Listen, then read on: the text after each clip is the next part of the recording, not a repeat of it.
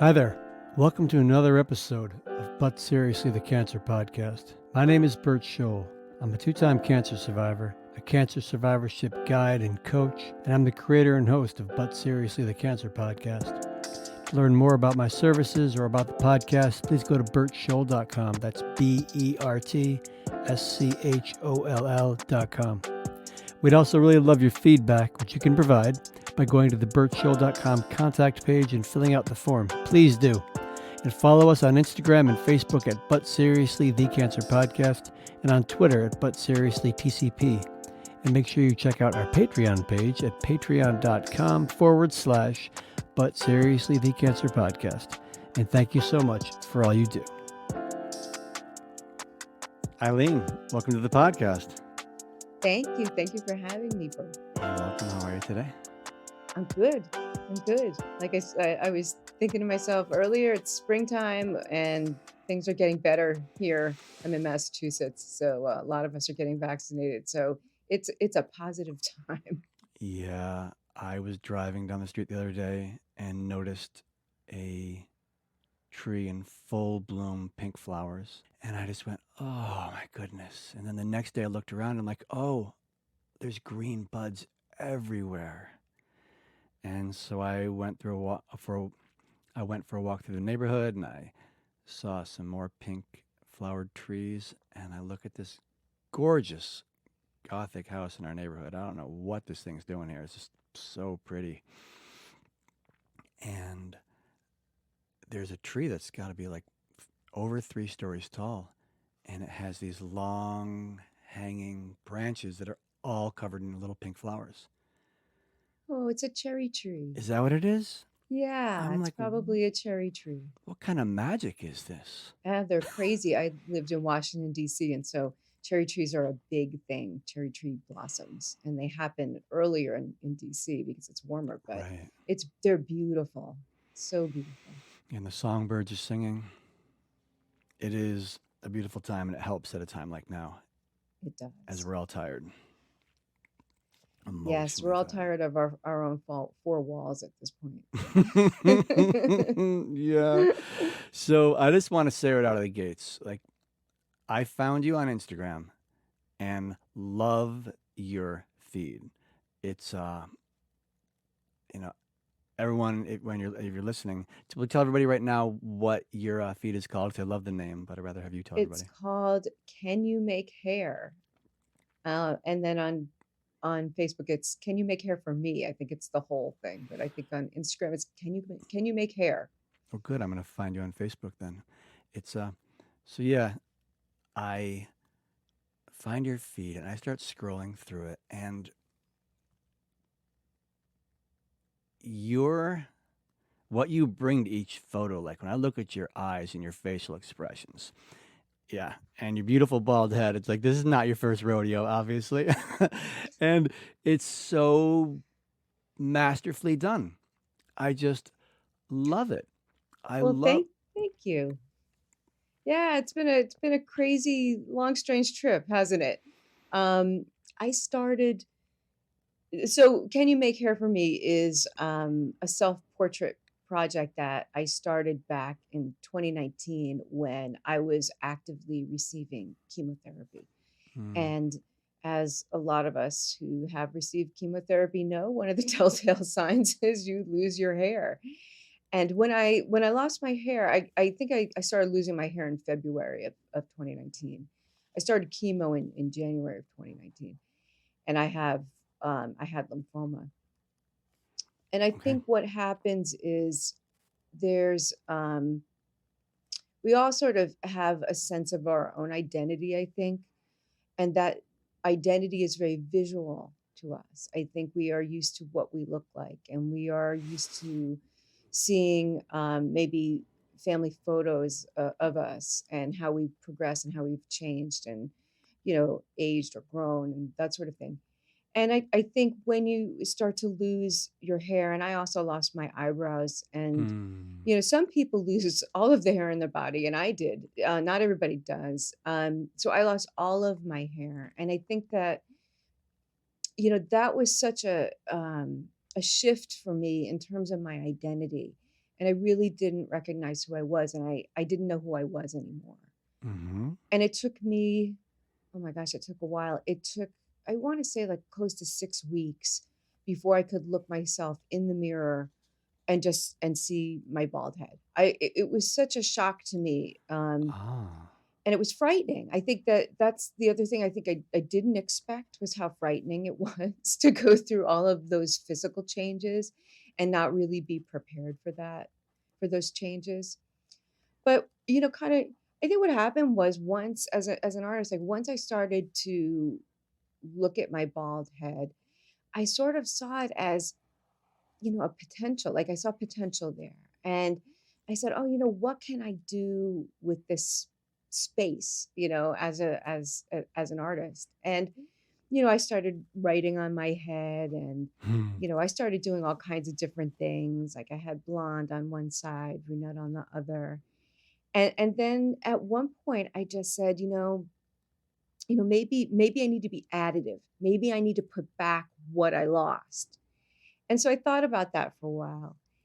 And I think as people know when they have cancer, everybody wants to help you. All of your friends want to help and your family wants to help you. And I don't think they know how.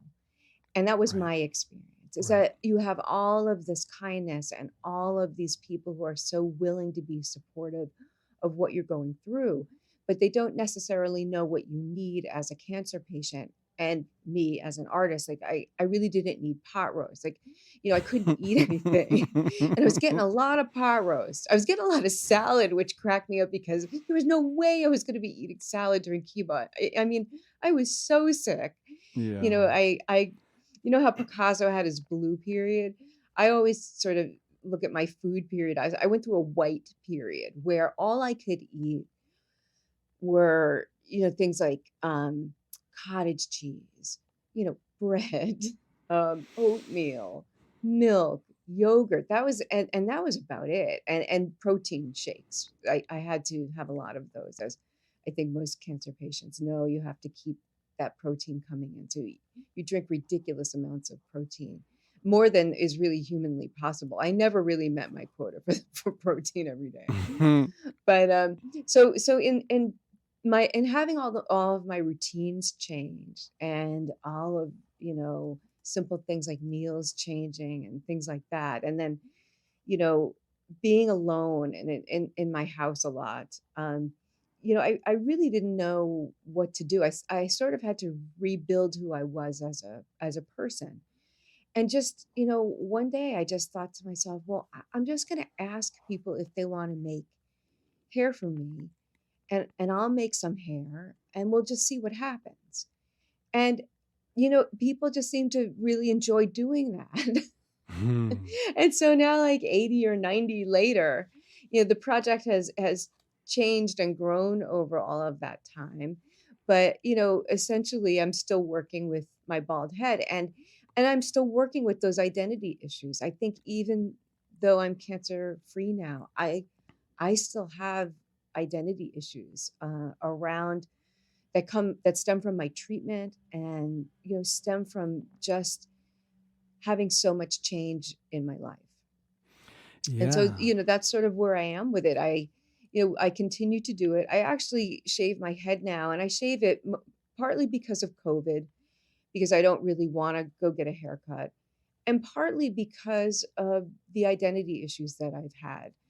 I just don't identify myself any longer as somebody who had really long hair. I don't know where my identity is going to land, but right now, not having hair seems like the best thing for me, and it's the easiest thing for me.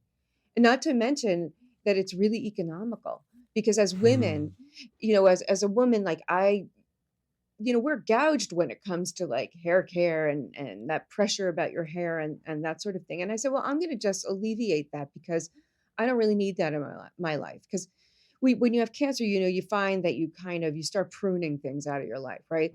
Yep. So, if there are people who are negative, you sort of prune them away. And if there are activities that aren't positive for you, you prune those away. And so one of the things that I ended up doing was just just getting rid of my hair because it was just not a positive thing for me. And it still isn't at this point. And Gotcha. I'm still working on how that's going to resolve itself. I don't know. Now, are you a performer? That's I am I will say I'm a performative artist. Okay. So yes, I wouldn't say I'm an actor. I would say we are all actors, Mm, right? I would say that everybody is an actor in some form or another. But for me, I'm sort of a performative photographer, I guess. So I perform these self-portraits for the camera. And the more I do them, I think the less performing happens and the more behavior starts to happen.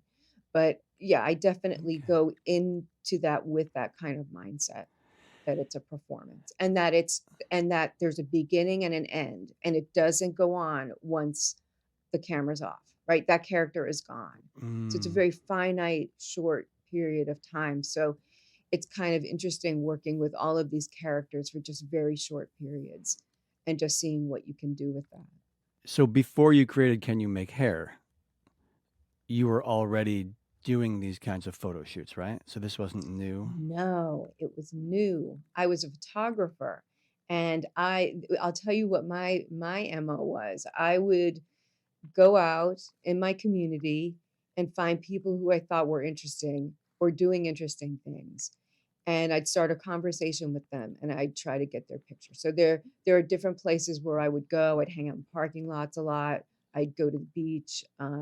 Sometimes I'd go to hotels and just try to meet people who are interesting looking. And I really was interested in sort of how transient the Cape Cod is as a community. We have tourists coming and going. There's a lot of movement here and a lot of shifts that way. And I was interested in those people. But what happened was when, I ended up having cancer and my immune system was compromised. I couldn't go out and work that way anymore as a photographer. I would say that going around speaking to people and, walking up to people it is in a sense a performance, right?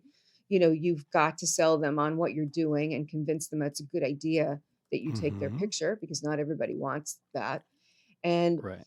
so that those were skills that I already sort of had. And then once I started the project, I think I kind of absorbed personalities of people that I would have loved to have photographed, but maybe wasn't able to get their picture. So I sort of Mm. became the people I wanted to photograph. Yeah, you got put yourself on the other side of the lens. Yeah, it was really difficult.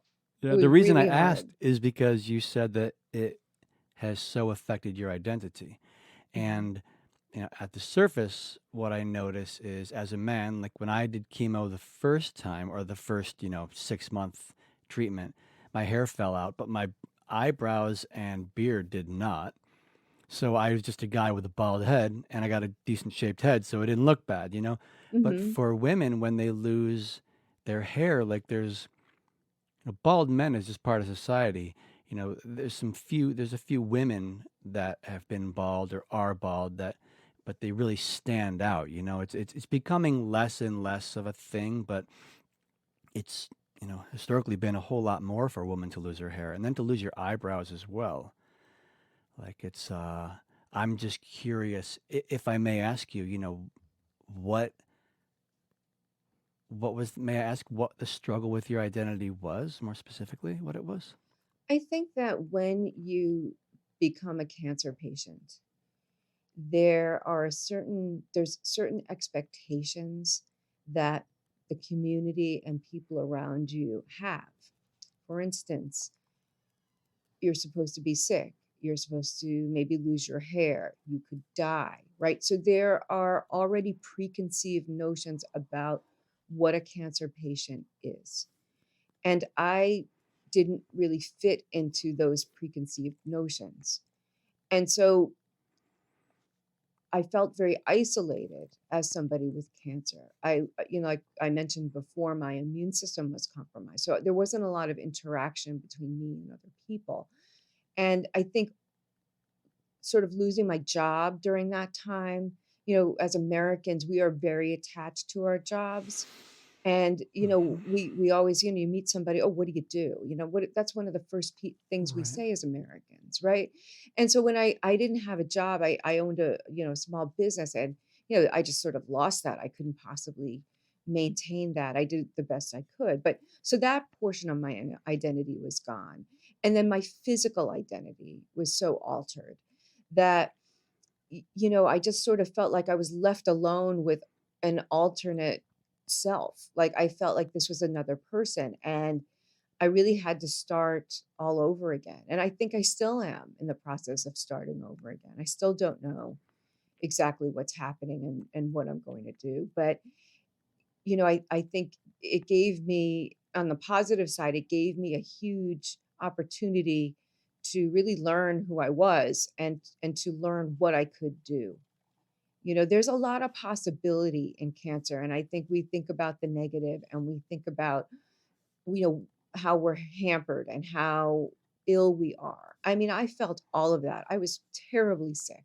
Mm. But when I wasn't feeling horrible, I managed to try to do something with my situation. I'm very active. So, I found an expressive activity, and photography for me is an expressive activity. Gardening can be an expressive Right. activity. I think walking can be an expressive activity. Right. And I think we all need to find the activity that works for us, and keeping the mind active and keeping ourselves absorbed in some sort of project or task is so helpful when you're lacking in other areas of your life, It's vital. right? It's vital. Yeah. Yes. My first Hmm. diagnosis, I created a blog, and it went from health updates to emotional, or may I say, it went from health updates to an emotional expression, of my expression of my emotional experience. And I was, deeply honest and vulnerable, and it was public. And that provided me, something to live into. It provided me a powerful Mm. future. And the second time I was diagnosed, I've told you before we started recording that, I'm a performer, a musician, a songwriter. First time I was diagnosed, I wrote one song, and it was because of the insensitive person that I became after being on morphine for, God, like a year and a half. But the second diagnosis, I was writing songs and performing. And so, like, I do chemo every couple of weeks and do a show once a month or so on the off week, and just, have, we'd be a four-piece band. I'm playing guitar, I got an upright bass player, a guy on fiddle, and a guy on electric guitar, and we're just, blowing the roof up off the bar. Oh my goodness, it was just like, it was my medicine. It was so powerful. And it's so important that each one of us, again, you don't have to be an artist, you don't have to be a performer. You can go on walks, you can do whatever it is you do. You can just, but have something that you pursue. Having something you pursue is really powerful, really helpful. And I love, oh, go ahead. What? Well, I have a question for you about that. How much did the audience play a role in making you feel better or making you feel energized? That's a great question. So, all the difference. I, when I perform, I don't enjoy being special. Now, let me elaborate on that. There's a part of me that really wants to be special. I want to be the special one. I want everyone to think I'm special. But when I am, I'm like, oh my gosh, like, get out of here. So I realize just like a low level energy of wanting to be special. It's like, so I'm kind of not, I don't really give that much attention at all, other than to look the other way. And when I'm performing, people are saying, wow, that was so fantastic. We loved it.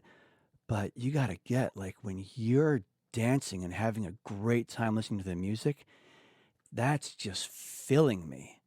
It's like I'm watching the show. I'm getting a full. I mean, yeah, I love performing and doing what we do with everybody and getting creative on stage. That's it's wonderful, and it's a real joy. But the response of the audience, the connection that we have as a group, it's so cliched for people to say, like, it's really the experience I want with all of you. But like, I get it. It's so real.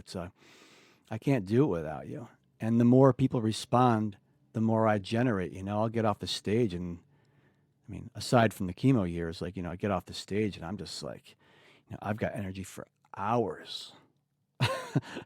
It's Right, so right. that really fueled me, everyone's energy and excitement when I would perform. I had a song that I wrote in the midst of treatment called Dead Man Walking, and it was a love song for my little boy because one day he asked if we could, or how do I say this? No, the day I was diagnosed the second time, I get the phone call. They're like, "Yeah, we need you to come in. It looks like the cancer's back. Metastasized to my liver. I was originally diagnosed in 2007 with stage 2 rectal cancer, and then got my treatment. I was all clear, cancer free, and then on September 1st of 2011, I was diagnosed with stage 4 metastasis to my liver. And there's been no evidence of disease since the surgery on October of that year, 2011. But that day, yeah, thanks. That day, my son was almost 5, and he says, "Papa, can we go to the waterfall?" Because we used to always go to the waterfall. And there's a small creek. I'm like, I'm having the thought, oh my gosh, I'm going to die. And he says, "Can we go to the waterfall?" So I'm like, of course, because his mom and I had split up, and so it's just me and him that half of the week. I take him to the waterfall, and he's on one side of the creek, I'm on the other, and I just saw River Styx, and I'm in Putting Hades. a coin under your tongue. Yeah, around the Getting eyes, right? ready. Yep. And I just heard this song, Dead Man Walking, and I'm like, it's written in minor chords, so it's a dark song, and it's a powerful tune. It's like, I'm not leaving you, kid. Like, my body might go, but don't put those damn coins on my eyes because I don't want them, because I'm not going. I'm staying on his side with him. And so I'd perform that, and I remember the first time I played it, and of course, it was an intensely intimate, vulnerable, you know, song to play for everyone, because I was talking about the fact that I really thought I was going to die. And, you can feel that in the room, and everyone's looking at me like, oh my gosh. So, So do you feel like when that happened and you finally got to perform the song, did you almost feel like you were out of it, like was it an outer body experience for you in a way? Like it's like almost like somebody else is on automatic and it's not you, you know? yeah, 100%. I'm singing the song, and it's all just coming out. It's all just rote. And what I'm doing is observing the people and, like, bringing joy to my face to engage with them. I didn't want them to feel bad. I didn't want them to go to the place of like, wow, Bert might die, when the reality is like, well, that is what you're singing about, sir. But yeah, it was, as a musical performer, it's quite common. Like, I had this like 8-piece band one time. We did a huge show, uh, great room, great stage, great sound. We're doing the last song. It's a super high energy barn burner. I'm in the final verse, and my brain says, you really need to start working more. You've been taking a lot of time off. And I'm like, really, dude? Now is when you want to say that? Right now. You wanted to say that right now. So it's once you I feel like when I first started performing, it was a lot of like almost out of body experiences. It was so intense being there. But then there's like the next level of it where you become so familiar with performing that you can check out while you're doing the songs and observe the people, observe yourself, observe the band. Um, yeah. So I don't remember your Yeah, so question, but that's really interesting. No, that's really interesting. I think that's part of the beauty of an expressive activity is that once you sort of get yourself into that activity, you really can let yourself go. Like the activity will go on its own, and then it frees your brain. This is what I think. It just frees your brain to kind of do other things. It frees your brain to look at the audience, or it frees your brain sometimes for me to solve problems I might not have been able to solve. Like it just puts me in a different space. I kind of liken it to maybe a runner's high. You just kind of Yes, feel like you're yes. somewhere else for a little while, and it's like a magical kind of feeling. And, you just kind of float along. It feels like things are going really slowly around you and you're just kind of floating. Yeah, did you have that experience when you would take photographs of people? When you really got you're Sometimes, yeah, engaging with uh-huh. people? I would Yeah, imagine. sometimes you just get into this whole thing and it's almost like an out of body experience. I almost felt like I was watching myself act like somebody else. Like, I'm like, who is this person? Right, so What did you just say? I'm And wondering, did you ever bump into someone you knew while you were doing it and it could like knock you out of your groove? it does it. You know what really does? It knocks me out of my groove if I'm with someone at all. So if I'm with someone and we're driving along, because I often will be driving along and I'll see somebody and I'll stop, but I can't do it if there's somebody else around. And I guess that's because I'm not a photojournalist. I think if I was a photojournalist, I would have that sort of training where it didn't really matter. Like I'd be so used to sort of doing my performance in front of other people. But I'm not. Like this is sort of like a solo quest for me. I go out and I find people and it's sort of you have a conversation and you almost have like this very small community for a short time. You interact, you Yeah. learn about each other, and then I get to take a picture if I'm lucky, and then it ends, and then you go back to being yourself. It's kind of strange, but it's very performative. The act of taking the photo for me is very performative. So as well as as I said earlier, as well as being in front of the camera, right? It's to me, it's all a performance. And I think I would even go as far as to say, my personality is a performance as well. I mean, I Mhm. know who I am based on my interactions with others, right? So I'm talking to you, and if you ask me something and I answer it, I learn about myself. I'm like, oh yeah, yeah, that's how I feel about that. That's how I learn, I what myself love that is. because me too. I'm having a conversation with you and I say something and I notice it come out of my mouth and I go, "Oh wow. That was interesting. I just learned that about this experience or about myself or about this idea or concept." Yeah, I'm the same way. It's Yeah, it's sort of like this constant sort of like rebuilding. And I think when we don't have those interactions, it makes it I think that's when you become unmoored, yourself becomes more unmoored because we really need that sort of interaction to um validate and even just sort of just say, okay, that's now I know how I feel about that, or now I know, what my opinion is about that, just through those interactions, even if they're small. hmm. Yeah, and looking at it from that perspective, that's one of the reasons this podcast has been such a blessing for me. That I started it in person in January of 2020, my first uh, interview. Did a number of them in person, then obviously went to Skype. And throughout this pandemic and social distancing, I've been having these lovely conversations with people, really intimate, beautiful, inspiring conversations, which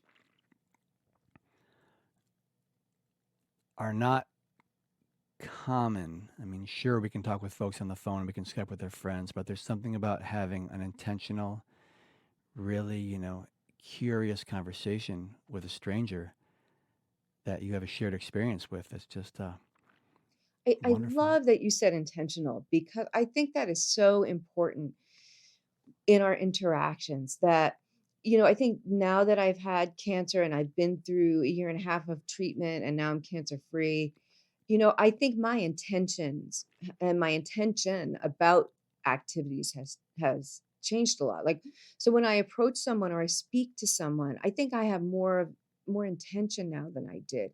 I also feel that way about my artwork. I think there's certain projects that I'm working on where I really can see, what my objectives are. There are others where I don't see. Like with the hair project, I don't really see like this objective. Like it's not something that I'm doing because I have a goal. I really just wanted to share that with people. And actually, I didn't look at it as an art project in the beginning. I looked at it as an expressive activity. I'm like, this is just something fun that I can share with others. But then it sort of became an art project, a collaborative art project. And, I think that along the way, I started to develop maybe an intention. And I think that's so important for us. There are so many things that we do daily that we might not really know why we're doing them, or we might have meaningless tasks that we have to do. So our intention isn't really strong when it comes to things like that. So I think it's so good for us when we have something and we've got an intention and we can go forward and we sort of set a goal for ourselves. Yeah, and like you mentioned, gardening, like, if say a person has the energy to garden, like the first time I had chemo, both times when I had chemo, it would get to a point where, 6 months each time, and I just, I did not have the energy. It would just crushed me eventually, But when you do have the energy, if you want to go out and garden, it's like, that, if it's flowers or if it's vegetables, that there's certain things that need to be done. There's something you wake up to do. You're like, oh, it rained today. I'm going to go weed right now or a little bit later because everything comes out so easy when the ground is moist. And then, these plants need to be pruned, or, it's time to pull out these, if you're putting in annuals, you want to pull them out. But just the whole thing, it's like to give yourself something to engage in, to intentionally engage in and look forward to. And Well, it's a schedule, right? Gardening is a schedule. And I think that's so important to recognize that.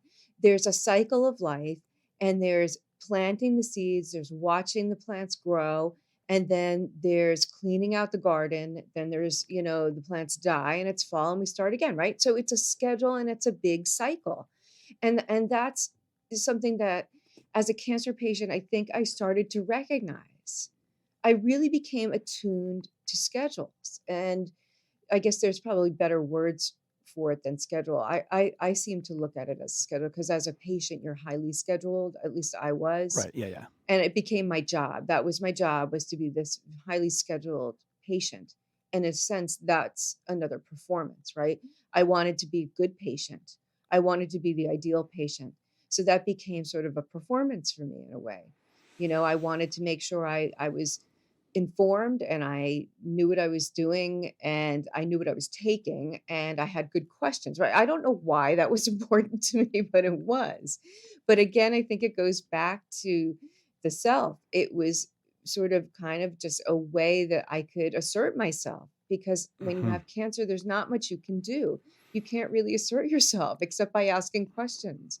You could stop the treatment, but that's probably not going to help you depending on where you are in your cancer. But I think you lose that you lose control over your life when you have cancer and when you're being actively treated. And that's where my project sort of came in. And that's Mm. where sort of something like gardening comes in, right? Because it's something that you can control. It's something that you're in charge of. And it gives you a purpose Oh. and intention, right? So it's all of that. Yeah, I found one showing up and I observed it and then changed my relationship to it when when I was going through my treatment the second time.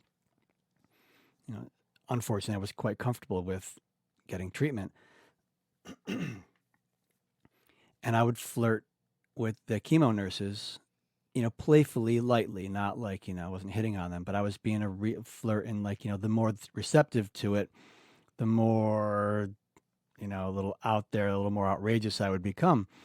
And finally, I looked at a nurse and I said, "You want to know why I'm doing this?" I'm like, my experience of this is that, my masculinity is like dissolving. And what I'd say now is that my relationship of masculinity, my concept of masculinity, my need to be experienced as quote masculine. At this point in my life, I don't give a damn how you experience me, other than I hope that I'm being kind and good.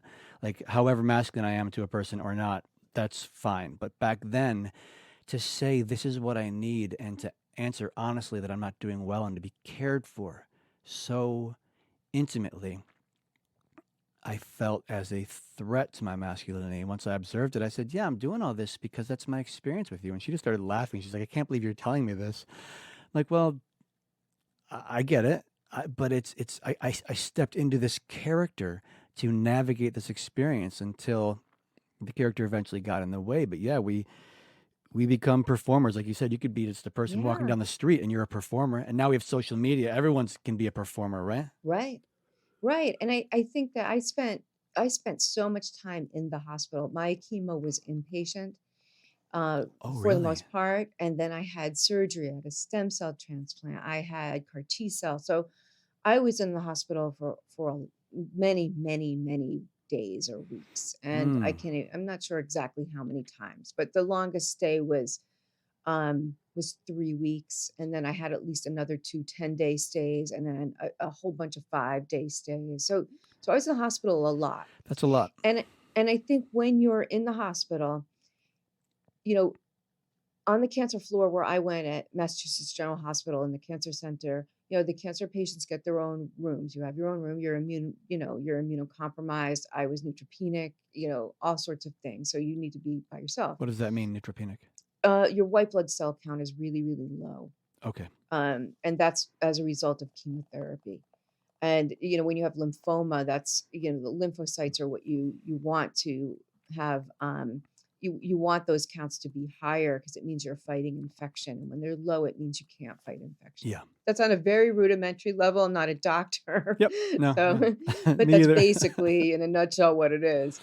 And so I would be in these in the rooms, and I was always on the same floor. I was always kind of in the same area. I got to know the nurses. I had a number of the same nurses. And the funny thing about the hospital room is, like, it felt to me like a set, like a TV sitcom set. None of this was stuff I chose. None of the furniture is anything I chose. And people would come and go. They'd say a few lines and then they'd leave. Like, it was like, I just kind of felt like I was like on stage. And then there was in our rooms at Massachusetts General, you have like one side is all glass, and it looks out, if you're lucky, it looks out on some part of Boston, right? So it's actually Mm. really beautiful. But you can see other people, in the other parts of the building, or, if you're across from like an apartment building. So it feels like you have an audience. And I think that space in the hospital became to feel very theatrical to me. I felt like I was acting again. I'm like, okay, okay, at 10 o'clock, the art therapist is coming in. I got to get ready for that. So, I get myself pumped up for that. The music therapist would come in. I'm like, okay, that's 1 o'clock. So I got to be ready for that. And then, 2 o'clock, I get to nap. Thank God. Right. And then, in the meantime, you're getting your drugs, and you might be on an IV. I was on an IV most of the time. So I think, you're forced to sort of meet people where they are when they come into your room, right? So I tried to almost feel like I was the host, right? Because they're in my room. It was very strange. Like, Mm. I had a hard time figuring out what my role was, but I always tried to be friendly, and I'd always be smiling, and I'm getting like all kinds of poison pumped into my arms, but I'm smiling nonetheless, and I'm cracking jokes, and I felt like I needed to be entertaining. And I don't know why. And I that know what you might be mean. Yeah. similar to you feeling like that your masculinity was sort of threatened in a way. And I think maybe I just felt like myself. My idea of self was sort of threatened in a way. I didn't know who I was or what I was doing.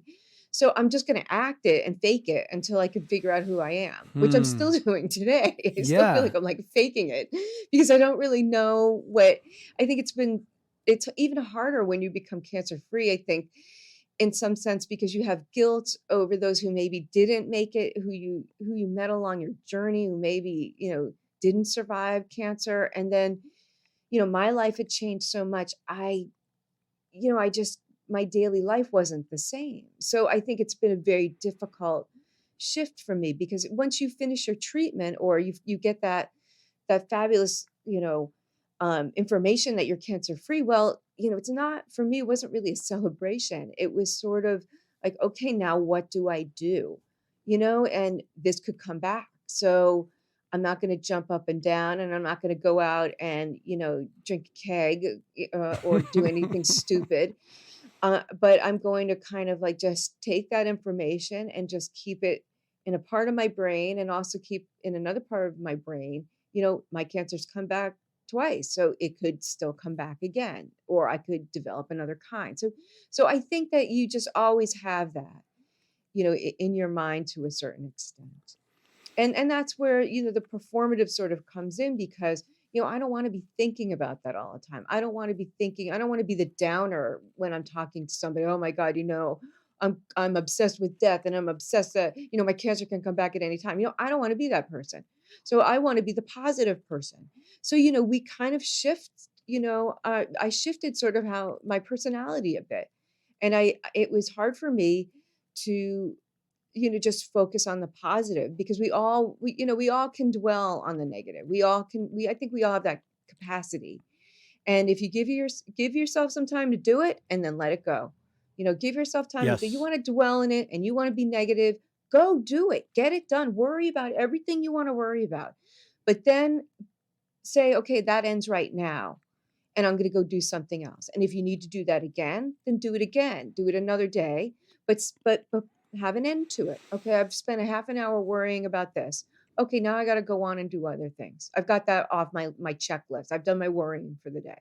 And I Yeah. think that's really important, to try to separate those things out. And it's like working out. You or music. You have to practice things like that. And I think, you practice that in whatever form works for you. If you need to sit quietly and get all your worrying done, or get all your anxiety out, well, then, do that. But definitely have a timer and just say, okay, I'm done with this now. I need to go and be productive, and I'm going to try and shut that part off, and, be positive. And that's an exercise. It is. It's a trajectory that you stay on. I'm with you. I was more than happy to allow myself to get upset, to be scared, to be sad, uh, to be anxious, to worry, any of that. But then, you know, if you're attentive to your thoughts, you notice when, oh, now I'm getting juice out of this. Now I'm riding this one like a surfer on a wave. It's like, okay, I'm gonna step down now. Or okay, now I'm becoming a drama queen. Or like, I'm speaking for myself, right? Or just that, okay, huh, my unhappiness now has the reins. I seem to have stepped out of the driver's seat. Now, I actually prefer to look at life that I'm just riding shotgun, but I do have to but I still have to do my job, right? Hmm. I don't feel like I'm in charge of this life I'm living, Eileen. I'm riding shotgun, but the idea is, I'll notice with the thinking, it's like, oh, okay, I've now let it take the wheel, and no, thank you. Like you needed your expression, and it got past me for a while, but how do I want to live my life? What do I want to create? Like, and gosh, like there's a couple things you said that just really just inspired me. Like, the one thing you were like, you were clear that people wanted to be a contribution, and that it's really hard to contribute and you can't necessarily do it. And how many pot roasts do you need? You were aware of that, and you said to folks, if you want to be a contribution to me, bring me hair. Bring me something that I Right. can put on my head. Like that picture of you with like the post-its on your head. It's like it's so colorful and beautiful and playful. And people get to bring you people get to have fun in bringing things to you to support you. Like it's brilliant. Right. So the thing was, like, people had a lot of energy. So, like, as somebody who's maybe a little bit type A, I'm like, well, I'm going to harness that energy, right? I've got to give them something to do, because what they're doing now isn't helping. So, I made the suggestion, and then the really beautiful thing that came out of it was that I could have conversations with people that had nothing to do with cancer while I was being treated. We got over those "how are you feeling" kind of things. Because when you're being treated, I think after a while you're like, "Don't ask me. Don't ask me how I'm feeling. I don't want to talk about it."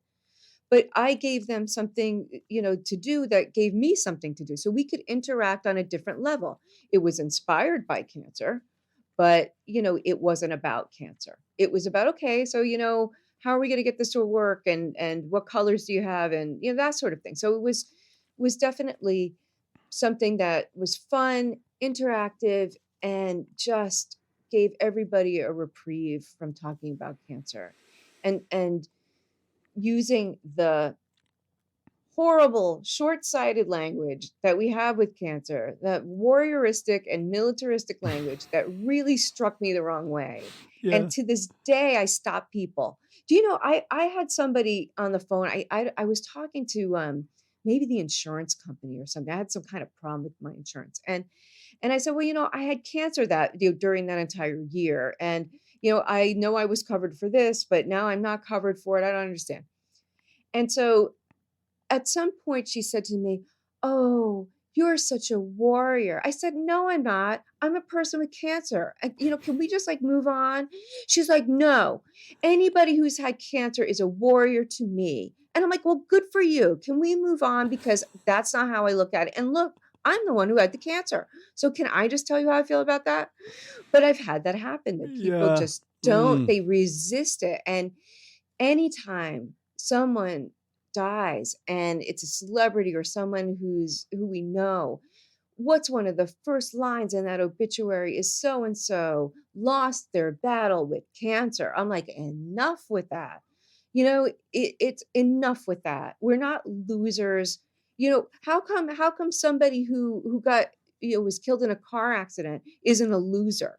But we're losers when we have cancer and we die, right? Wow. I So, never. it makes no sense to me. You can die any other way, but no, if it's cancer, you're a loser.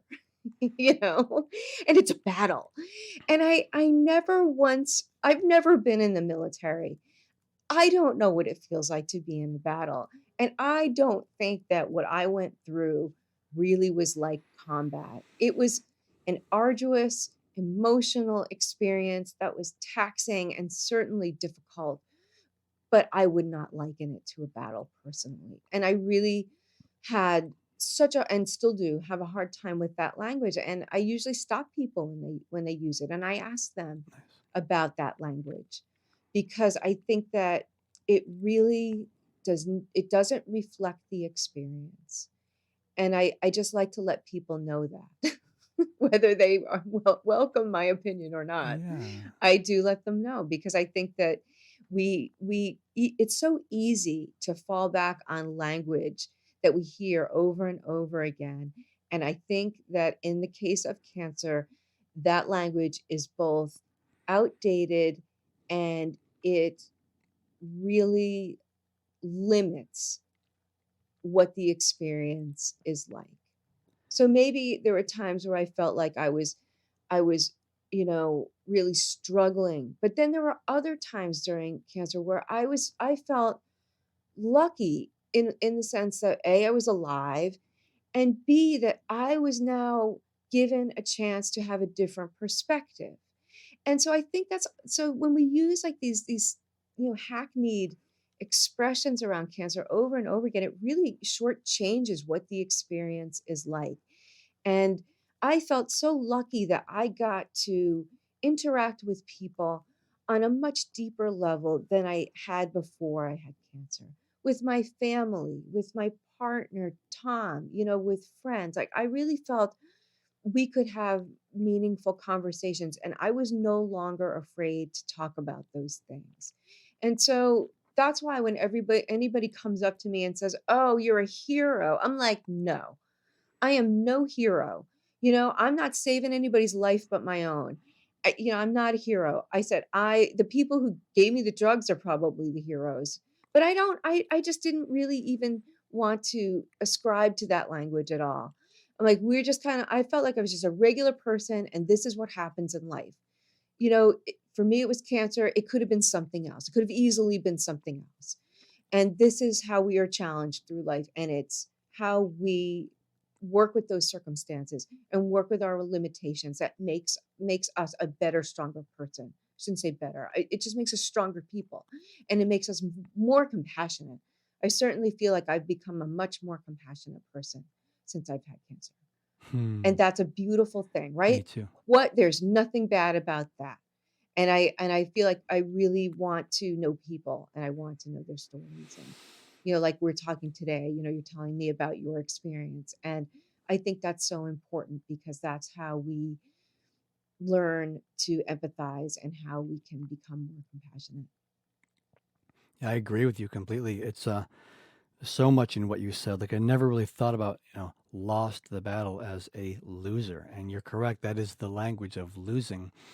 I didn't really ever battle my cancer.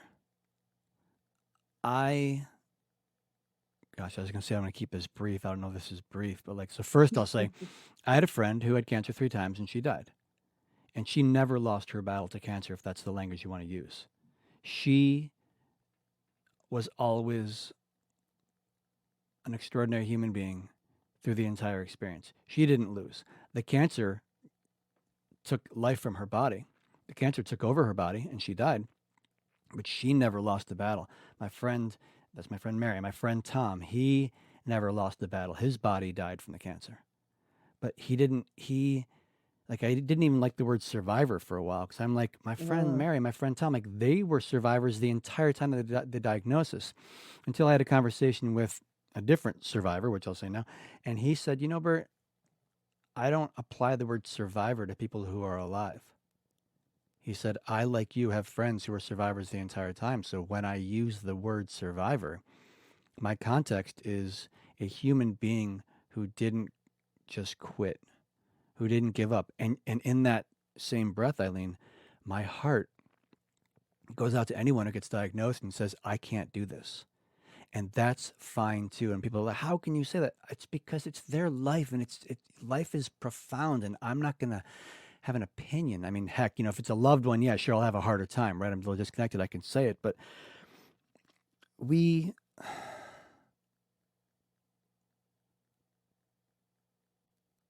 we each have our own unique experience. And if someone's experience is I am a warrior in battle, okay, great. Then I'll know, then I can speak that language to you and I know that it serves you, but it doesn't serve everybody. And it really helps to listen to people before yes. you encourage them because, you know, like as a coach, as a cancer survivorship coach, one of the things that I've learned over the years is like, I've learned to keep my mouth shut and listen and ask questions. And it's amazing what people will say if we don't insert our own personal experience into into the conversation they're having. Oh, you are so right about that. And I learned, I was reading an article. This was during my cancer treatment, and I was reading this article, and it really it all of a sudden it became crystal clear.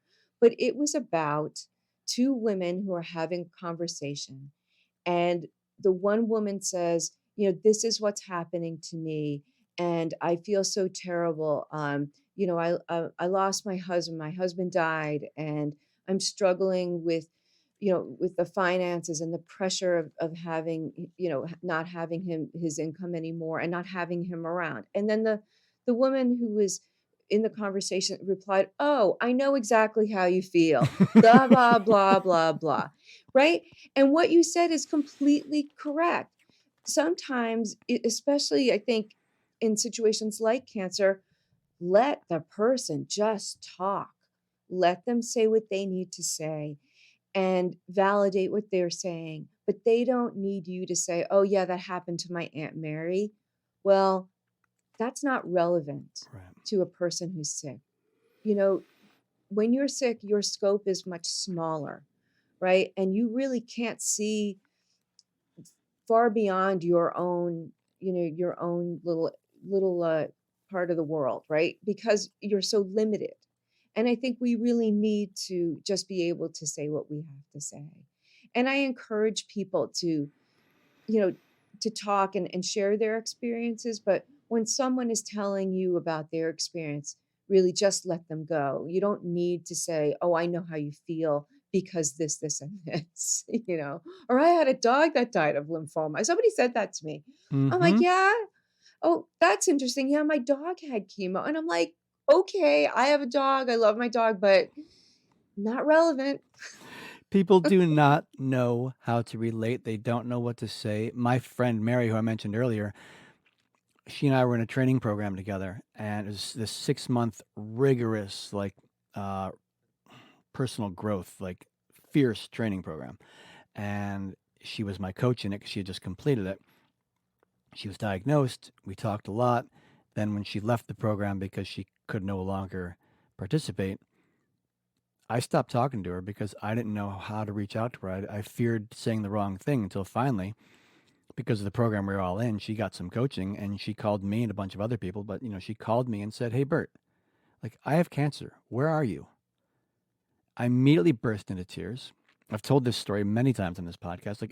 Sorry if I'm boring those of you who've heard multiple episodes, but I burst into tears. I mean, "I'm so sorry. I thought you were going to die." And I freaked out. And she's like, "Well, I'm not dead. So you're going to come visit?" And what's my point? I was, Well, I think your point is that she had to be assertive and sort of tell you the kind of behavior she wanted from you. oh, right. And what I want to say is that people don't know how to respond to the Right, possibility that you might die.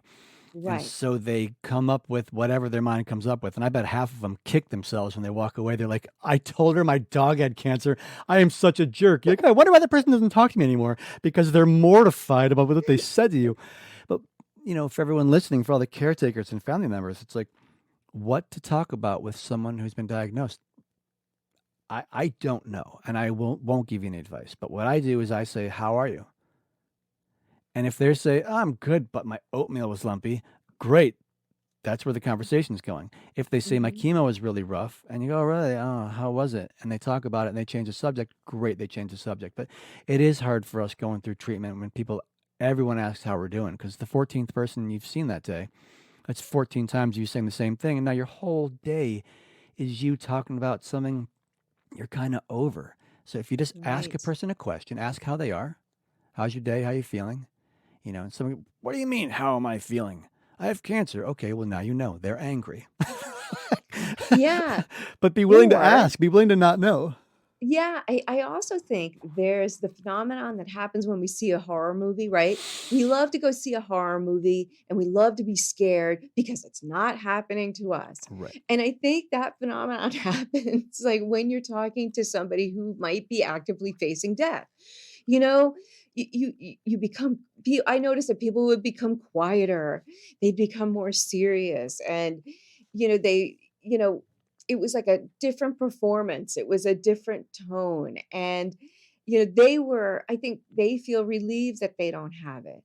Right. And Yeah. I would feel relieved too, right? Me If it too. was that situation. And nobody wants to talk about death, right? Nobody wants to talk about the guy in the black hood in the room, right? But Right. that's the specter that's hanging over all of us. And that's the thing we all have in common, right? And I think that that's what makes it so difficult is that, you know, as someone with cancer and with so many unknowns, you constantly are reevaluating your relationship with death and your relationship with life. And I think that people who have not had those experiences in life don't have that opportunity. They don't have that opportunity to really get to know how they feel about death and get to know how they feel about life because they've not been in that situation. And it really gave, and being in the hospital so many times and being alone a lot of that time, you know, I really had an opportunity to think about it. And I'm not saying that I'm not afraid to die. Yeah, I'm afraid to die, but I can honestly say there were times when I was lying in that bed in the hospital and I just said, okay, if now's my time, okay, I'm okay with that. I'm Mm-hmm. okay with that. If I'm gonna, I had some treatments that were horribly either painful or I had horrible reactions to them. And, I just would lie back in the bed and I just sort of close my eyes and say to myself, okay, I'm just going to breathe. And if this is the end, then I accept it. And I accept that, I might not get better from this. You do get to a point where you have to have some acceptance or else you can't go forward. At least that's how I feel. You have to accept certain circumstances. And from there you can at least move forward because you know what your parameters are. And that was a really eye-opening thing for me when I finally got to that point where I felt like I accepted this. And that doesn't mean that you're not actively trying to live, right? I wasn't going to say Correct. struggling or fighting, but it doesn't mean that. It just means that okay, I'm whereas cancer might have been up here or down here or out here, now we're like face to face. And now I understand all that comes with that, and I can accept that. It doesn't mean that I'm gonna say no to my treatment. It doesn't mean that. It could mean that for some people, and I Right. respect that completely. Hmm. But it meant for me that I now just had a different relationship, and I felt like I was face to face with both life and death, and I could make some important choices based on that. Yeah, I agree with you. I had a similar experience. It allows for one to actually be with the experience. And, that can be translated for, how we can navigate life itself. And if I could take that way of being and map it out on my entire life, I think I'd be enlightened. I wouldn't need to be alive anymore, right? Or whatever. But for me, it was, you said so well what happened or how I navigated my experience. About a month after I was diagnosed the first time, this thought landed in my mind, and I went, "Oh my gosh, this cancer was a gift, and it doesn't matter if I live or die. Like, I'm gonna live this experience, and like, if this is the life I've been given, that I'm gonna die of this, then I'm going to live this fully engaged." But what you said points to that includes sometimes dropping to my knees, sobbing and praying that I don't die. That was part of the experience. It doesn't mean that Absolutely. it doesn't mean that I'm okay with dying. I didn't mind dying, but I wanted to live. I had a 4-month-old kid. I wanted very much to be alive, but as soon as, and again, like, I feel blessed that that thought dropped into my mind. It was very early. I hadn't even begun treatment yet. Uh, but what it allowed for was, to me, it allowed me to navigate circumstances with some clarity that otherwise wouldn't have been there, because when I stepped into those places where I was like, I don't want to die, and I was crying my eyes out and praying and begging to not die, that wasn't grateful that it was a gift. That was scared to death. That was heartbroken and devastated. And but the trajectory I was on, the big picture was that I was like, I'm gonna live the experience I have. And it's like, you can't really hold both experiences in one thought, right? It's just like giving yourself over to the experience, and it's not a requirement, it's not necessary, but for those of us it serves, beautiful, right? I Mhm. mean, it applied to you and it applied to me. Uh, Well, I think that before I had cancer, I actually did some I do graphic design in my day job, and I had done some work for a cancer group. And the name of the group was something like, I don't know if it's still around, was We Beat Cancer, right? And he wanted me to sort of work with that idea and come out with some sort of like logo or visual representation of that. And having gone through that experience and not having cancer, I now look back on it. I'm like, oh, how wrong I was, right? How I really didn't understand that situation. And I also think that I probably now, as someone who is a survivor, a word I don't like, um, I wouldn't be in that position. I probably wouldn't be forming a nonprofit called We Beat Cancer, right? Because to me, that was just not like we talked about my experience, but this person actually had a military background. Okay, so then that made sense to me. Okay, so maybe that really was an ex-Marine. So maybe that was his lens for looking at it, right? And there was a commonality maybe for him. But for most of us, there isn't.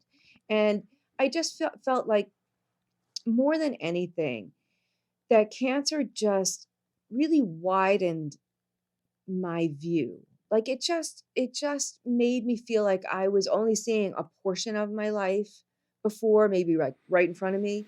But now I felt like I could see peripherally, and I sort of had a much deeper sense of maybe how to cultivate some sort of meaning in my life.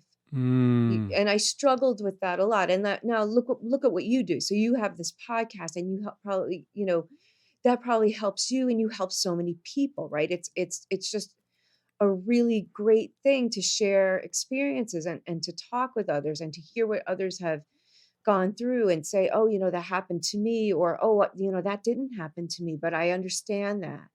And I think that, it just widens our capacity again just for compassion. It really makes us a more, um, I think, like a whole person. Whereas before I had cancer, I think maybe I was kind of half to three quarters of a person. Hmm. I wasn't quite there. I wasn't quite whole, but I feel a lot more whole now.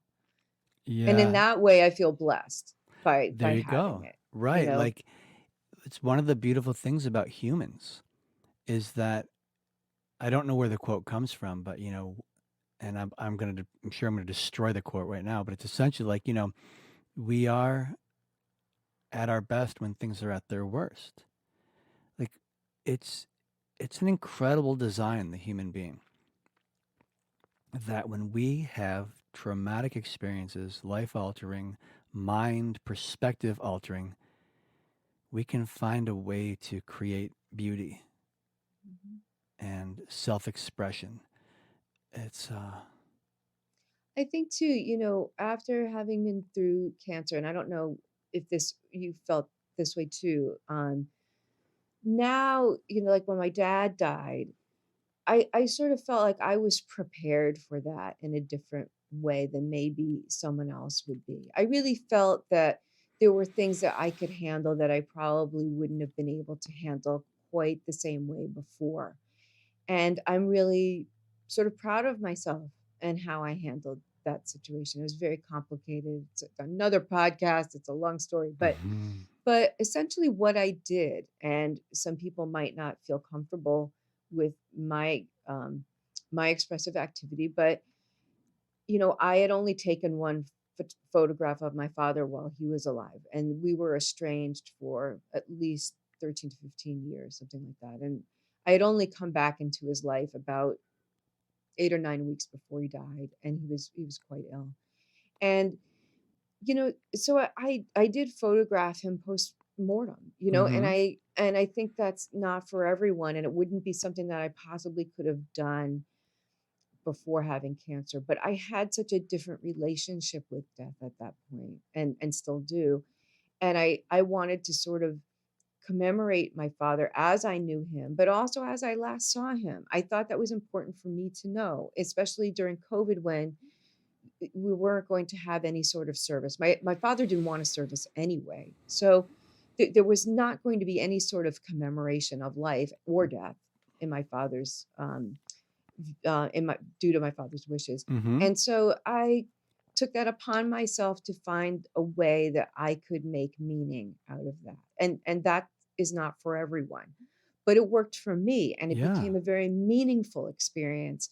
And I went through his belongings after he died, and I learned a lot about him, and I photographed his home as it sort of as his belongings left the home. Like, and that is only, again, something I could have done as having cancer, right? Because I understood that.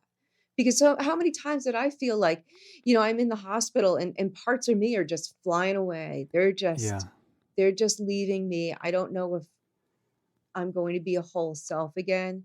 And I felt just pieces of me would just fly out that window every time I was in the hospital. And so, actually seeing my father's belongings sort of just leave and transfer ownership and go to other places was a very interesting project for me to take up while I was still doing, Can You Make Hair? So I was still doing that and still am. But I was also doing this project with my dad at the same time. So it was an Mm. interesting dichotomy because one is so much about life and the other one is about life, but it's sort of the life of the objects after death. It's like, where did my dad's stuff go? Kind of thing. Yeah. Ah, I So, love that. so it's all kind of intertwined for me now. See, like I think before cancer, I wouldn't have seen my projects as being related, but I think now, so many things are related to me that I didn't think were related before. I just find connections between lots of things. And I think that's a really great way to live. I feel so fortunate that I can see connections between things that I didn't see before, Mm. you know, Yeah. and how lucky I am to be able to do that for myself. And I hope I can share that with other people.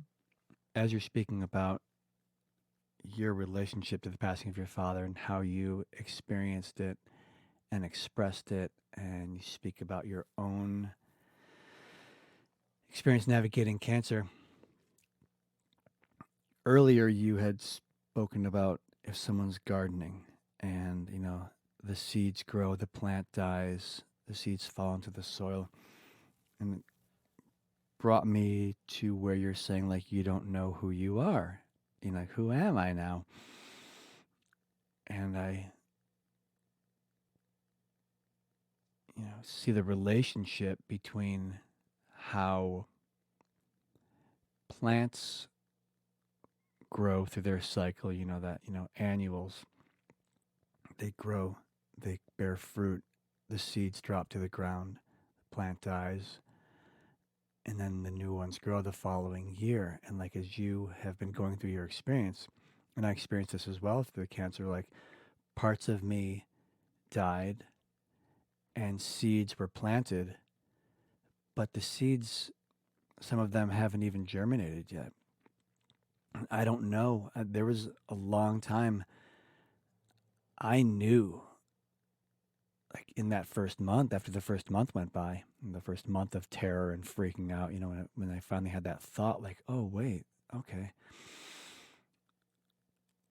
Seeds have been planted, but, I don't know how many years it was going to take. I didn't know how many years it was going to take before they began to germinate and then to sprout. And I had a number of years of just being like, is that the seed sprouting?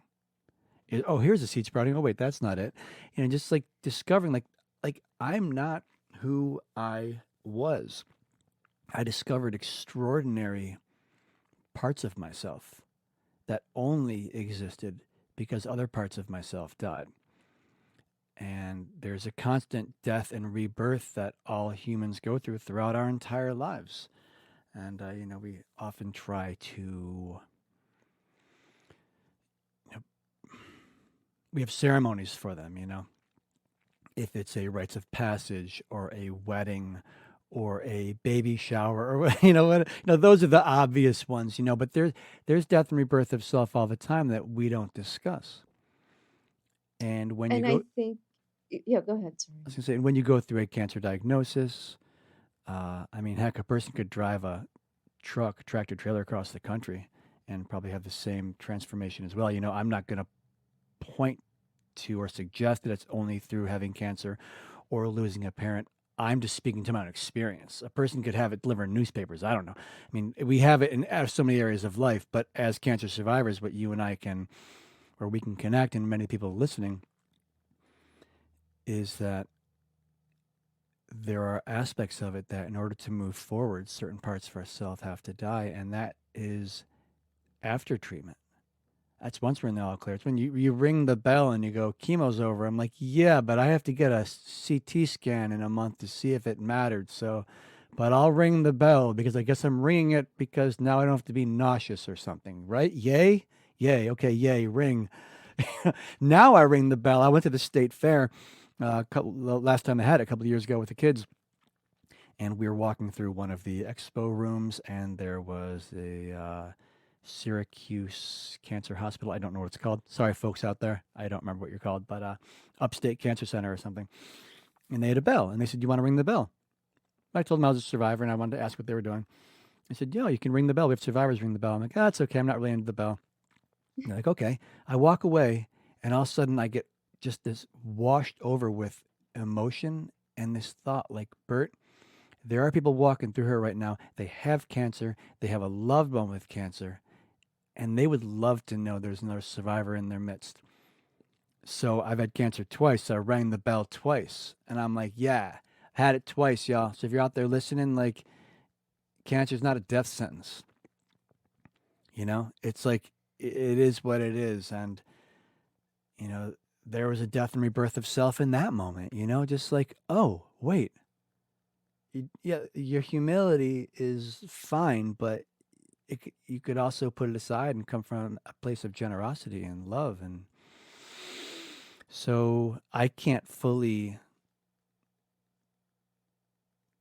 know your experience of navigating cancer and processing the passing of your father and taking photographs of the evolution of the experience, but it does speak to me.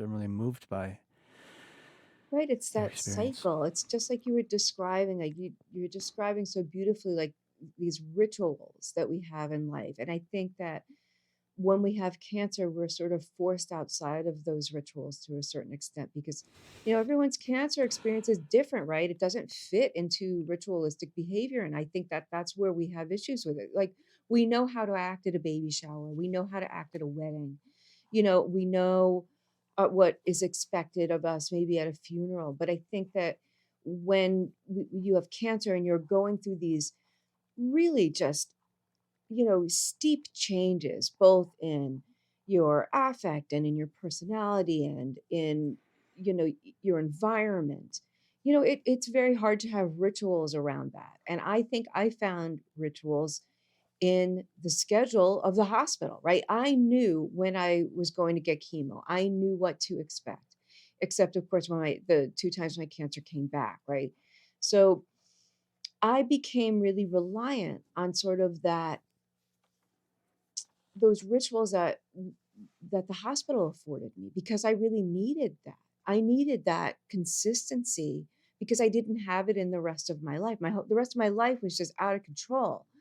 Had nothing I could nothing was the same. I was so different. There were pieces of me that were missing, pieces of me that were dying, others that were being reborn, and I just sort of really grabbed onto that schedule of treatment because I needed that consistency. And then when it ended and the bell rang, I just felt like I was, like, dropped into, like, a vat of hot fat. Like, I just Thank felt like, "Oh you. my god. Thank you. Okay, see ya. Bye. Don't let the door hit you on the ass on the way out." I mean, like, I really just and that's really where my challenges began, and I'm still going through that, and I'm still trying to figure out what that's all about. Eileen, what can we say to the medical world that will have them get that when we ring that bell and treatment's over and it's nothing but crickets, we've given ourselves over to our treatment, to the practitioners, to all the parts and pieces and all the things.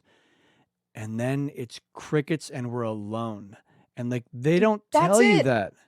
They don't tell you that and for some people, I don't think they noticed it. For me, I would go back and get a test, and I'd wander into the chemo suite and try to talk to the nurses. They're kind of busy trying to keep people from dying, and I want to have a conversation because, like, I wanted that connection. Once I distinguished what that was, I'm like, okay, I can fulfill myself in a different way. But it's I miss that connection so much, and I did the same thing. I would go back to the hospital, and I'd be like, how come we're not running into so and so?" Or, "How come I'm not seeing this person that I know?" And I felt that I was sort of like I belonged at the hospital, like I no longer belonged, you know, at home. I felt like I had a sense of belonging in the hospital, and I lacked that so much, and I had built such a sense of community in the like, where's my hospital. chair? Where's my chair? I want to sit down. Well, Yeah. you're not part of this community anymore. But well, I Right, want to you're not be. in here anymore. See ya. And I almost kind of wanted to go up to the cancer floor and visit. It's like kind of like this very strange environment that goes back to my thought about, the hospital is it's a public place, right? It's like an airport. It's a public place. But there are spaces that when you are in the hospital, those spaces become yours. You kind of become proprietary. I feel like those spaces are spaces in which I started to act and feel like I was acting as a patient. And I had this sort of elaborate mode of behavior that I would use when I was in the hospital. I knew how to act. I knew what the menu was. I knew what was expected of me. Mm-hmm. And then when the bell rang, nothing. Just nothing. Um, the cards stopped coming. People didn't send me cards anymore. People would leave gifts on my porch, and I wouldn't get any of that anymore. And I felt so alone. And I felt that that was one part of treatment that the cancer center really hadn't prepared us for. And I think there's a huge transition that happens once you stop treatment and once you become cancer free. Luckily, like we did, we became cancer free, right? So, but what you can't But what you don't learn is that, you really are starting from the ground up. You're starting all over again. It's a very difficult time. And like, I mentioned earlier, I think for me, it was harder than the treatment because I at least knew that, I was going to get 6 rounds of chemo here, another 3 here, another 3 here, stem cell transplant. The surprise was the surgery I had because I had emergency surgery because the chemo worked well the first time and shrunk all of my tumors in my abdomen, that my small intestine started to wander around and got wrapped around itself. So I had to Mm. be rushed to Boston and I had to have emergency surgery. And that happened again 2 months later. The same thing happened, but it undid itself luckily, which they can kind of wrap around themselves, and then sometimes they just kind of sort of undo themselves. But anyway, but everything else was highly scheduled. And I just got so accustomed to that, you know, that even now, I sometimes think, okay, well, this time last year, where was I? I was cancer free. I've been cancer free since February of last year. And I said, okay, so I'm doing better than I was this time last year, right? I've tried to accomplish a lot. I've tried to keep myself positive, and I've tried to find new things to keep me active and that sort of thing. And I just try to keep that measure in mind that, I'm so much better off than I was a year ago. But it's hard. You have to keep things, you keep things in perspective and you keep moving forward. You just always have to move forward. And that's what I keep telling myself. Yeah. Move forward. Yeah, I joined a support group after my cancer was over. And I didn't know why I was joining it because I never was a part of a support group, but something said, just go. And I went, and I'm still part of the group now. And there was validation of the insanity of just walking away from treatment. And like, yeah, enjoy. There you go live your life now. It's like, what? I'm not who I was. I don't know who I am. And now I'm supposed to walk around like, yay, everything's fine. Granted, no one said everything's fine, but really, it's like you said, the cards start coming, right? Like I want everyone who's listening to be like, who in your life had cancer, and they're like 6 months out now. Send them a card. Tell them you're thinking of them. I don't really like telling people what to do, but just came to my mind, like, oh my gosh, like it is. I mean, that's why I became a cancer survivorship coach. You know, it's there's this gap, there's this void right now that, I mean, ideally, if a person got diagnosed, they'd call a coach. And then, because it's like, yeah, I've been through this a couple times, like, I can help you get through a lot of it. But people don't think that. Right now, where the cultural conversation is, call the doctor, oh my God, and get one as fast as you can. And I'm not going to argue with that, right? But there's so many more layers to it. There's so much available to a person. And there's a huge vacancy post treatment. And Yes. it comes up so often. And, you know, part of me is like, what can I do to get this out there? Then I'm like, oh, well, this podcast is getting it out there. More and more people are Absolutely. going to hear this and be like, you want to know what? We need to do X, Y, and Z in the chemo suite once people are done. Maybe the bell ringing ritual. It's so ingrained in us. People like they want to ring the bell. Okay, wonderful. But I wonder what else. And like being in a support group and like someone say support group and I'll just be like, ew. Like, Hmm. it's just how I am. But then I get in and I'm like, oh wow, this is really wonderful place to be. And I'm supporting people who are going through their own difficulties and th- Yeah, I think that's great that you do that because, I hadn't heard of that before. Sort of a cancer coach.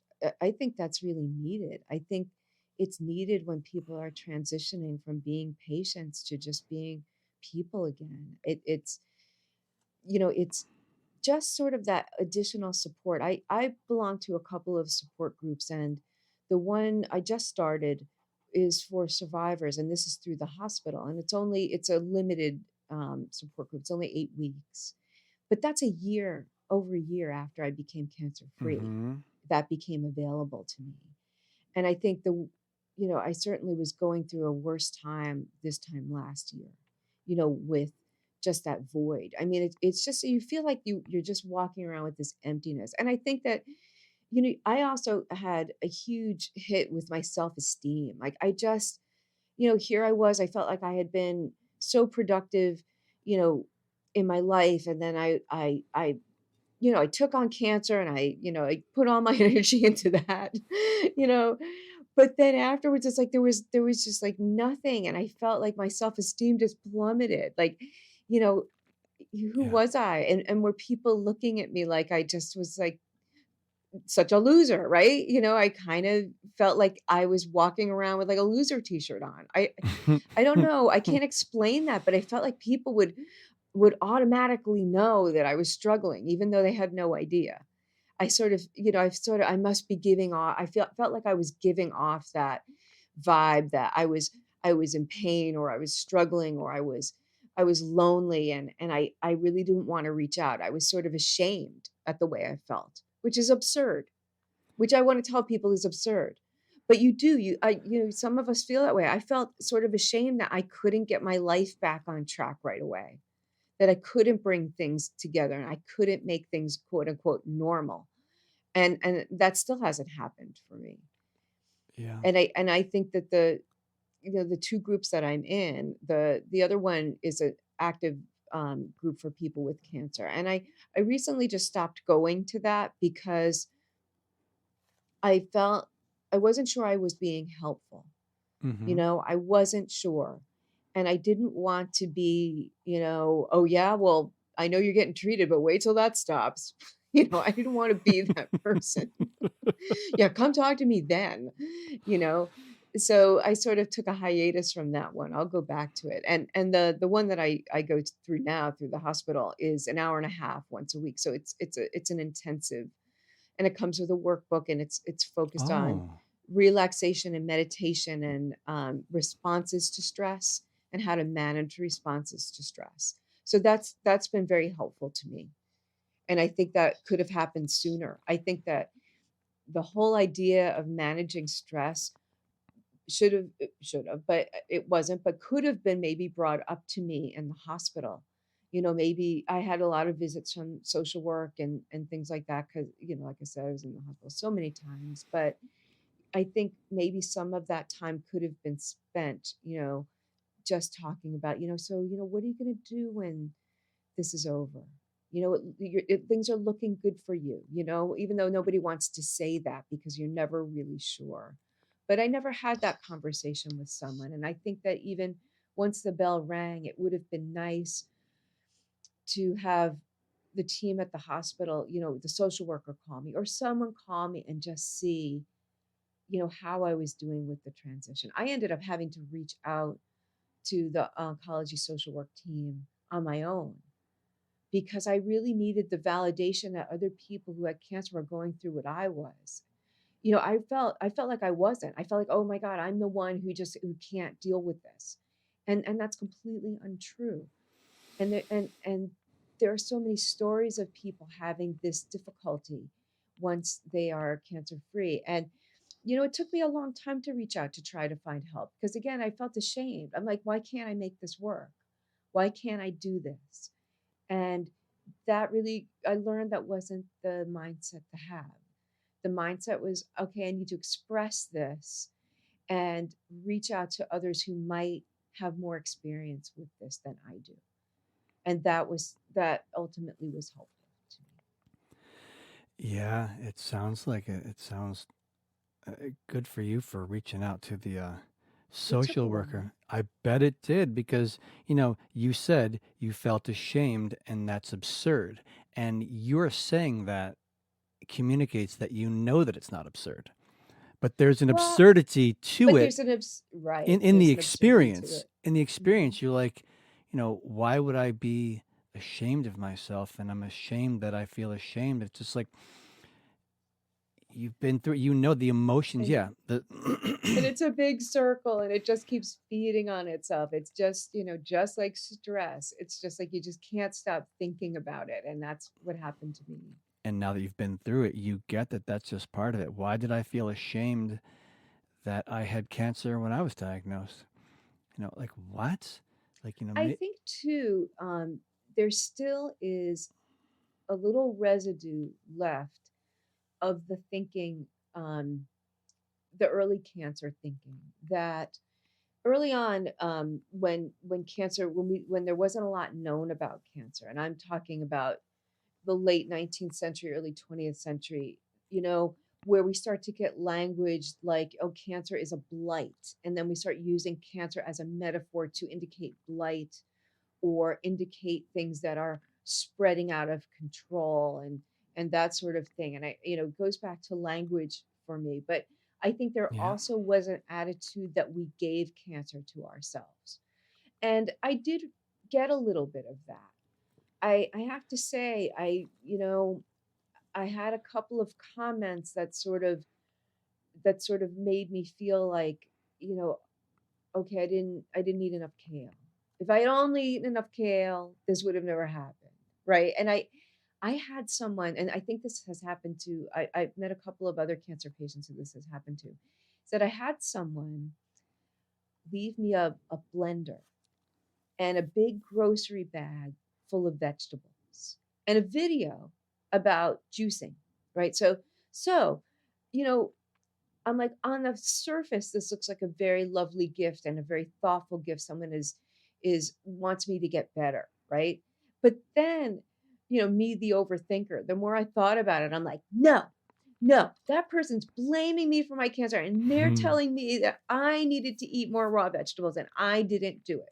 And I might be able to make up for lost time if I shove all these vegetables into the blender and drink them all down at once and do that every day as often as I can. you know. But that's how it made me feel. Mhm. More kale, more kale. And I still have that like I have that on my shoulder. I've got, sometimes, I've got the good guy and the bad guy, on my shoulder. And Sure. you know, there's the one guy over here, he's like, eat more kale, eat more kale. And I'm like, shh, stop that. I don't want to talk to you about kale. But there's always like that nudging in the back of my head that, I maybe I put myself in this situation, which is also absurd. Right. There's a real distinction between being responsible for your life and being blamed. Like one can create the life they want to live, but blaming yourself is very different. You see that conversation out in the world a lot. People they speak in terms of blame and fault, and that's not empowering. That doesn't lift me up. No. And there's already enough of it going on in my head. I don't need it from anybody else. And when, as you said, language is so powerful, and it's a great connection you made between, cancer being a blight and then cancer being used as an analogy. And then all of a sudden we have it. Oh, I read the book The Secret. Clearly I didn't do very well, otherwise I wouldn't have cancer.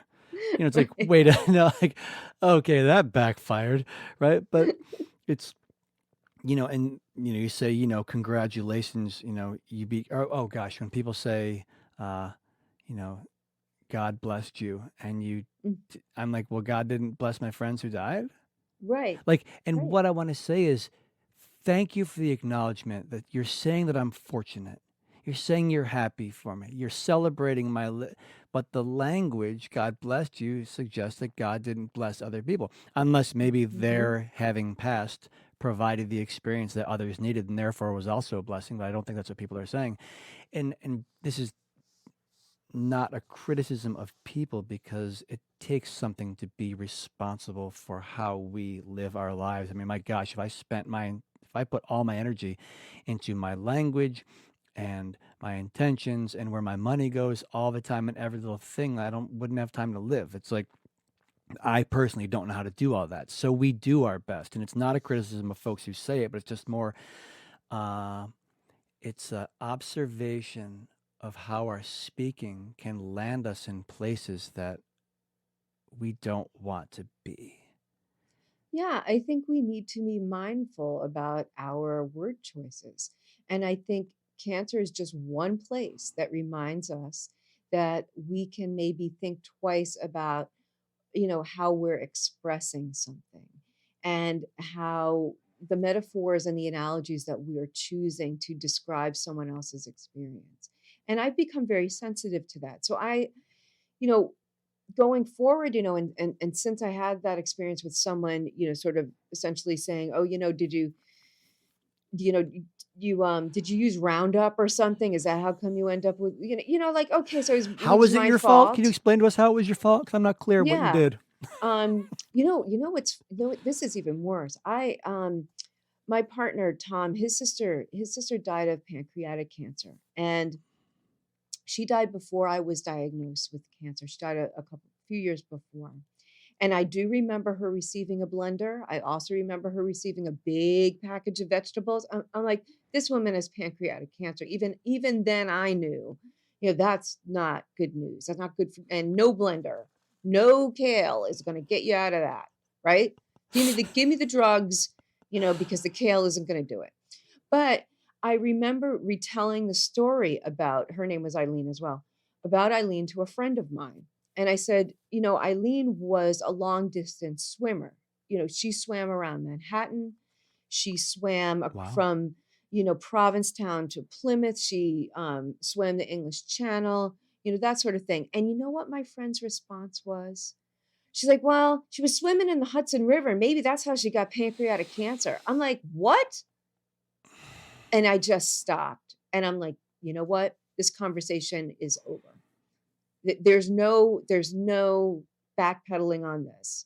I'm not going to try to, this is not a teachable moment. I'm done with this. Yeah. But yeah, I think that attitude still remains, to a certain extent. But we don't say that to people who have older parents who might have dementia. Oh, did they give themselves dementia because they lived so long? Right? We don't make those, we don't say stuff like that. And that's not how it works. And I think that it's just, cancer just has that culture around it. And that started from the very beginning. I Yeah. think cancer was looked upon that way There's a as yeah, when I read a book called Illness and Metaphor by Susan Sontag, and she had breast cancer. She was a critical thinker, and she wrote about photography critically, and she was Annie Leibovitz's partner until her death. When did she die? She died in the 90s at some point of Annie breast Leibovitz. cancer. Tell me who that is. I mean, it's not coming to mind. She's a famous photographer who shot hundreds of covers of Vanity Fair. She Okay. shot every celebrity you can imagine. And she worked for Rolling Stone when she was very young. And that's sort of how she ended up becoming a celebrity photographer. But her partner, was a critical theorist on photography, which is really interesting that the two of them, came together. Yeah. And Susan Sontag wrote this book called On Photography, but she also wrote Illness and Metaphor. And in that book, she describes that at the outset of sort of cancer being recognized as the scourge that it is, tuberculosis was also a scourge at that time. And people looked upon tuberculosis a little bit differently as, you had a personality type that was passionate and was, fiery, and that's how you developed tuberculosis. Mm, And you mm. developed cancer because you were so inward, and you were kind of into yourself. And then attitudes like that changed over time. But that's how we end up with the thinking that people give themselves diseases, and cancer in particular. It starts off with not having the science that we have today, and people sort of making up stories about how these diseases formed. And Yeah. that's sort of, we still see a little bit of that today, I think. Yeah. And again, two things. One, if a person wants to take on that they created their diagnosis and that inspires them to live in a way, if that inspires them to live in a way that works for them, wonderful. But there's a great teacher, spiritual teacher named Byron Katie. And what I got, one of the most powerful things I got from her was stay in your own lane. There's your work, there's your business, there's other people's business, and there's God's business. And you don't need to worry about the other two. How many times do people not stay in their own lane? How many times do I not stay in my own lane? Have I given someone my opinion about what they're going through. And then looking back, it's like, what did that provide? Oh, that really took a shit on them, but I got to share my opinion. Like, Mhm. whoopee. Nice job, Bert. Mhm. How wonderful. It's like my friend once said, it's like, people do that. They take a shit on your front porch, then they feel better. And now your front porch is a mess. And then they walk away and they go home. It's not something we do on purpose. It's cultural. It's all part of what we do. But people can start noticing, are you staying in your own lane? How is saying that to this person going to help them? Again, going back to what I said earlier, when you and I were talking about, what do you say to someone who has cancer? Well, why don't you ask them a question? Ask them how they're doing. Don't go in there with a preconceived notion. Maybe they don't want to take on that perspective on where the cancer came from. If they start talking about it, you want to support them in that, then great. Buy them a blender and a shit ton of kale. but, like, but we often, and this is me included, we often don't get curious about people before we start sharing our point of view. I've learned as a coach and, to keep my mouth shut and listen. Then in this podcast, I'm still learning to keep my mouth shut and listen, because you say something, I get really excited. We're having a conversation. Often in the conversational world, we chime in. There's the folks who let us interrupt, and there's the ones who don't or interject, right? And I take notes, and so I can go back to them and I listen. But we like to blurt out what we're thinking. And one question to ask myself is like, whose lane am I in? Am I in my own lane? No, I'm in their lane. I'm about to step into their lane. This is their life. They haven't asked. This is unsolicited. Oh, but I really want to tell them. Yeah, I get it, Bert. You really want to tell them. Guess what? That's nice. Well, I understand that completely. You get excited, right? Somebody says something and you're like, "Oh, I've got to add this," right? And you really have got to learn to pull back. And I do the same thing that you do. Like I have to like take notes. I'm like, I'll get back to that. But because I'm that personality, and I think you are too. You just get excited. You're like, Mm. "Oh, yeah, I want to talk about that too." And we mentioned this earlier. I think you have to take a deep breath, you have to listen. And when it comes to staying in your own lane, I think that, there are times where you can kind of weave over, but you got to make sure you got to be mindful, right? What are you doing over there? And is what you're doing meaningful, or are you about to send somebody off the road? Right. So you really kind of have to think about that using more metaphors than I really like. But Great. So I haven't even asked you yet. So tell everyone what kind of cancer you were diagnosed with.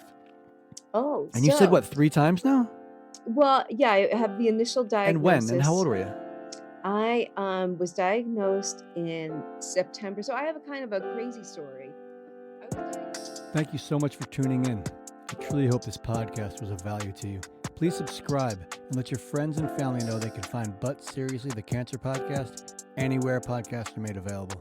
To learn more about my cancer survivorship coaching, please go to bertscholl.com. That's BERTSCHOLL.com. If you'd like to support But Seriously, the Cancer Podcast, please go to our Patreon page at patreon.com. That's patreon.com/But Seriously, the Cancer Podcast. And thank you so much for all you do. See you all in the next episode, and thank you so much for listening. The intro and outro music you hear is the creation of Saint Kid. You can find him on social media as The Saint Kid. The purpose of this podcast is to provide a platform for individuals to discuss personal experiences with a medical diagnosis. The host and guests are not medical professionals, and the podcast is not intended to provide medical advice or psychological therapy. Whenever there is a concern about mental or physical health, please consult a qualified medical professional.